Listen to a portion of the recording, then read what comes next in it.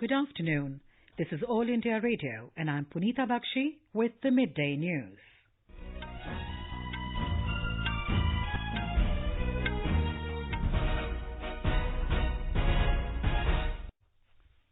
The headlines.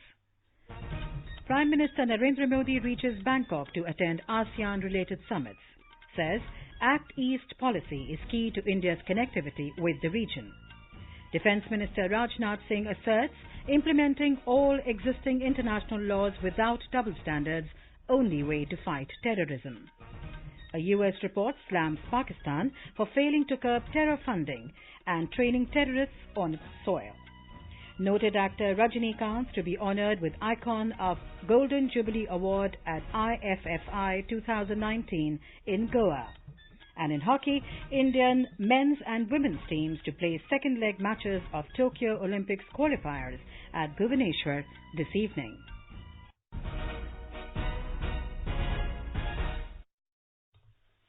Prime Minister Narendra Modi reached Bangkok this afternoon on a 3-day visit to Thailand. During the visit, the Prime Minister will attend the 16th ASEAN-India Summit, 14th East Asia Summit and 3rd Regional Comprehensive Economic Partnership RCEP Summit and related events. In his departure statement before leaving for Bangkok, the Prime Minister said the Association of Southeast Asian Nations ASEAN-related summits are key elements of India's foreign policy, most notably the Act East policy. He said India is eager to improve connectivity with ASEAN nations. The Prime Minister said during the visit there will be meetings with various world leaders to discuss important bilateral and global issues. Mr. Modi said the East Asia Summit gives an opportunity to present India's vision for the Indo-Pacific region.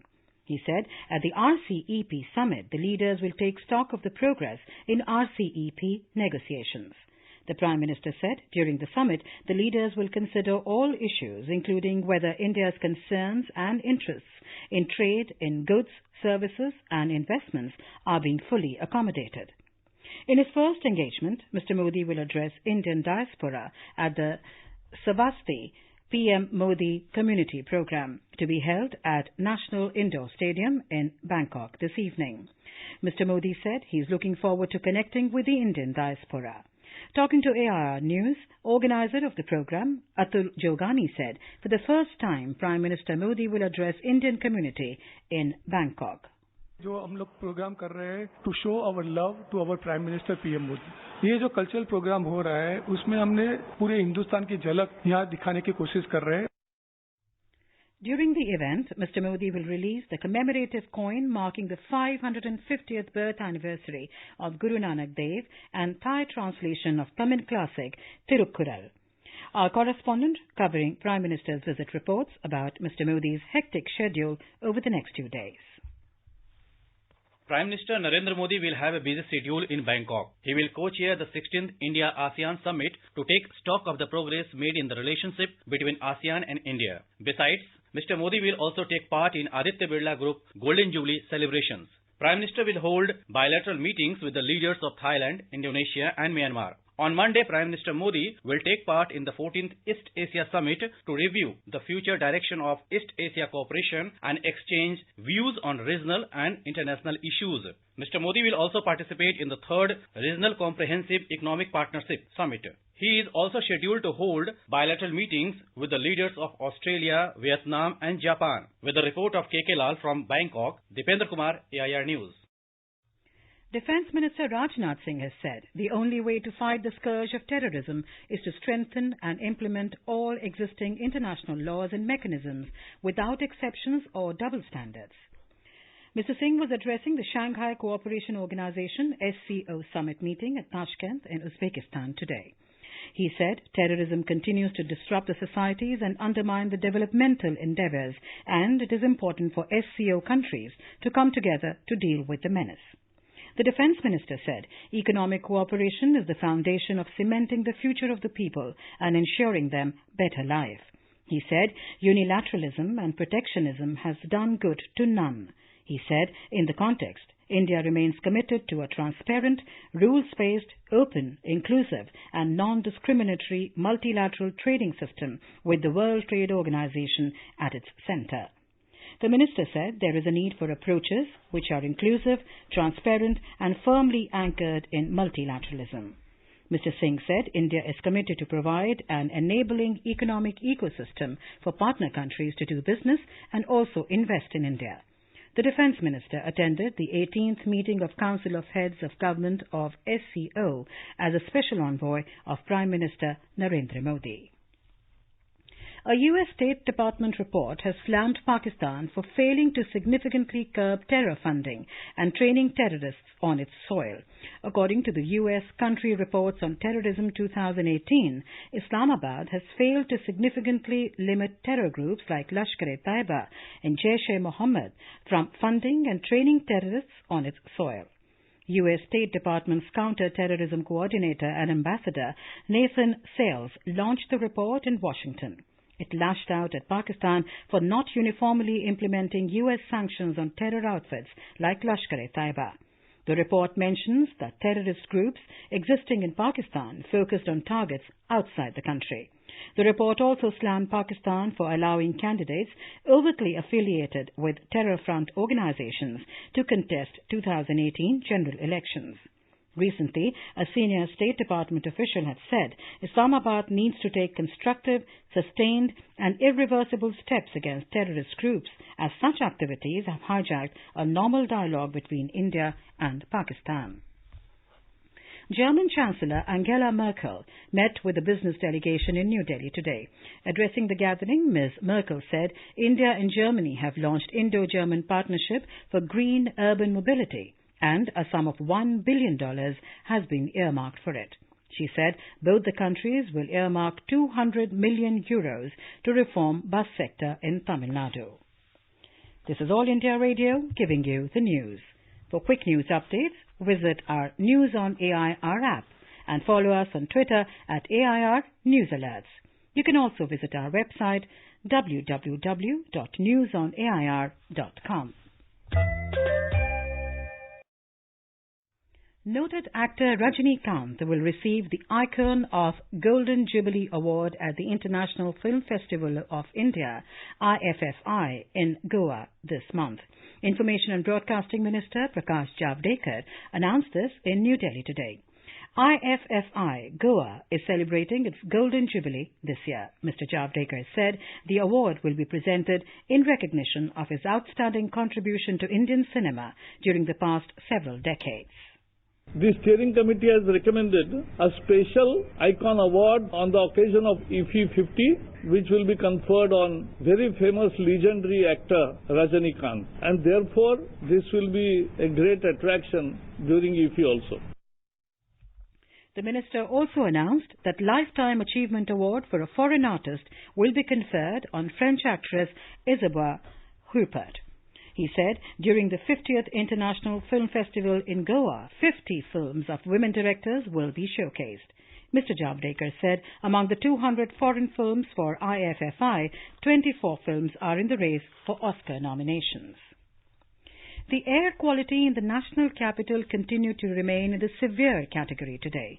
A layer of toxic haze hung over Delhi, and the overall air quality index in the afternoon stood at 402, which falls under severe category. Delhi's air quality took a hit after Diwali night due to a combination of firecracker emissions, stubble burning and non-favorable meteorological conditions. Talking to reporters in New Delhi today, Union Environment Minister Prakash Javadekar said all the stakeholders have to work together to fight against air pollution. Mr. Javadekar also slammed Delhi Chief Minister Arvind Kejriwal for politicizing with regard to the menace of air pollution in the national capital and indulging in blame game. किसका कितना दोष ये बताने में नहीं है, 1500 करोड़ रुपए advertisement में खर्चा करने के बजाय अगर दिल्ली सरकार दिल्ली का प्रदूषण कम होने के लिए पंजाब और हरियाणा के किसानों को मशीन अगर देती है तो वो ज्यादा काम की चीज है। दोषारोपण से प्रदूषण कम नहीं होगा, काम करने से होगा। In Maharashtra, amid continued deadlock between BJP and Shiv Sena over government formation, the leaders of other allies, Republican Party of India (RPI) and Rashtriya Samaj Party, met Governor Bhagat Singh Koshyari at Raj Bhavan in Mumbai this afternoon. Speaking to reporters after the meeting, RPI Chief and Union Minister of Social Justice Ramdas Athavale said that the delegation of NDA allies requested the governor to invite BJP to form the government in the state. Mr. Athavale stated that BJP received the highest number of seats in the recently held assembly polls. He also asked Shiv Sena to leave their adamant stance and settle the issue with the BJP. Workers of formal sector can now themselves generate Universal Provident Fund account number online.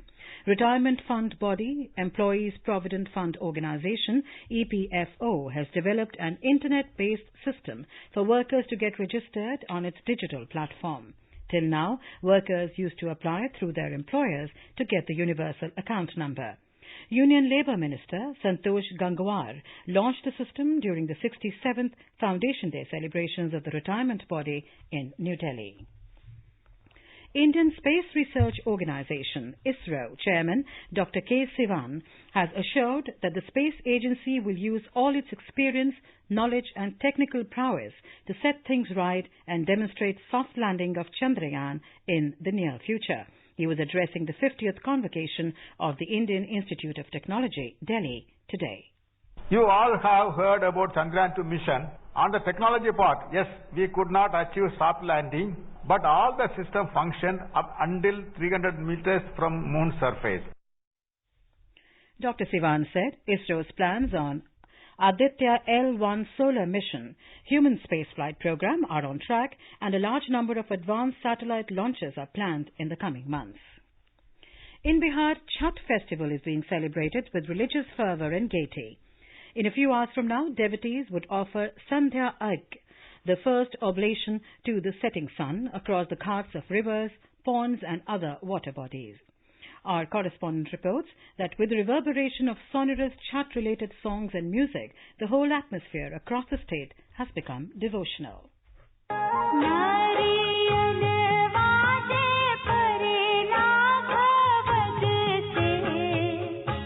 Lakhs of devotees across the state would offer Sandhya Arg this evening on the banks of several rivers including Ganga, Punpun, Gandak, Bagmati, Kosi and Mahananda. Large number of devotees have also gathered at sun temples of Aurangabad, Navada, Nalanda, Paliganj to perform special puja. Group of women devotees singing religious folk songs of Chhath are heading towards nearby ghats where they will offer Arg with fruits, handmade sweets like thekua, khajuri and other essential items kept in soups and daura.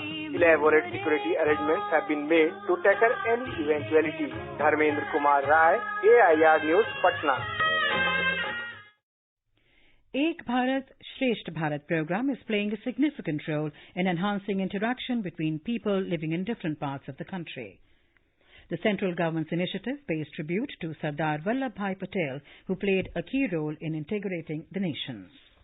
Our Qatar correspondent reports that as a part of this program, Odisha is organizing several programs to promote art, culture and tourism.